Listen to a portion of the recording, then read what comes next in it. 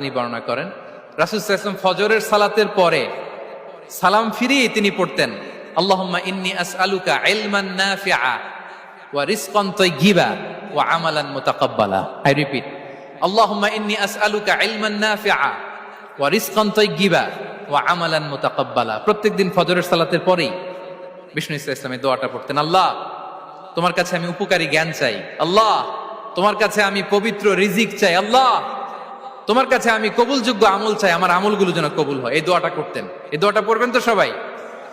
বিষ্ণু ইসলাম নিজে পড়তেন সকালবেলা, একেবারে দিনের শুরুতেই রিজিকের বরকতের জন্য দোয়া করে তিনি ওনার ডে স্টার্ট করতেন। কোরআনে অনেক আয়াতে রিজিকের জন্য দোয়ার ব্যাপারে পাওয়া যায়, আমরা সেদিকে যাব না। সাইয়েদনা ঈসা আলাইহিস সালাম তিনি বলেছেন আল্লাহ আকাশ থেকে মায়েদা পাঠান। ওই আয়াতের শেষে বলেছেন ওয়ারযুকনা ওয়া আনতা খায়রুর রাযিকিন। আল্লাহ, আপনি আমাদেরকে রিজিক দিয়ে ধন্য করুন, আপনিই তো রিজিক দাতা।